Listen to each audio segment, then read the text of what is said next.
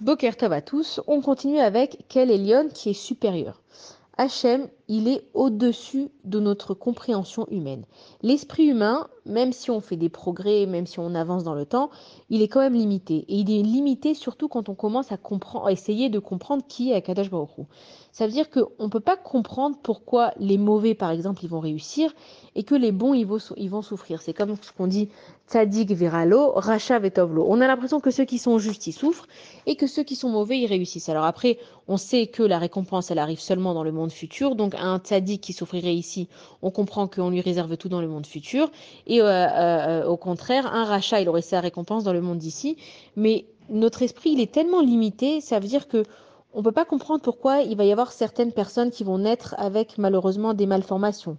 On ne va pas comprendre pourquoi est-ce qu'il y a des génocides, pourquoi il y a des pogroms, pourquoi il y a des malheurs, pourquoi il y a des maladies, pourquoi il y a des catastrophes naturelles, pourquoi cette personne-là, elle avait l'air super bien et elle a que des problèmes et lui, il fait que rendre le mal pour le mal et finalement, tout le monde l'apprécie. Notre esprit, il est limité, mais ce qu'il faut qu'on comprenne quand on décrit Akadosh Baruch Hu en tant que Kel Elyon, c'est que Hachem, c'est le maître du monde et il va gérer à sa façon. Hachem, il nous a pas demandé de comprendre ses faits et gestes. Hachem, il nous a demandé d'accepter en lui restant fidèle. C'est ce qu'on a dit quand on a reçu la Torah. On a dit Naaseh venishma. D'abord, on va faire et ensuite, on va comprendre.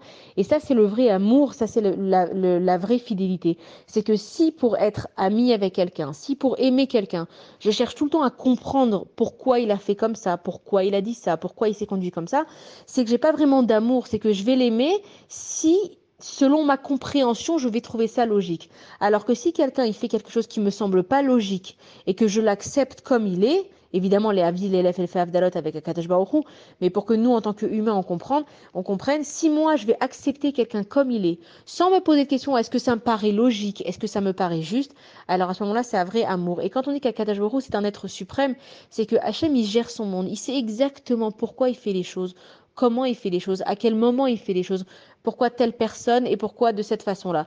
Et que nous, il faut qu'on ait une émouna qui est tellement grande dans Akadosh Baruch Hu qu'on comprenne qu'on n'a pas besoin de comprendre pour aimer et servir Akadosh Baruch Hu.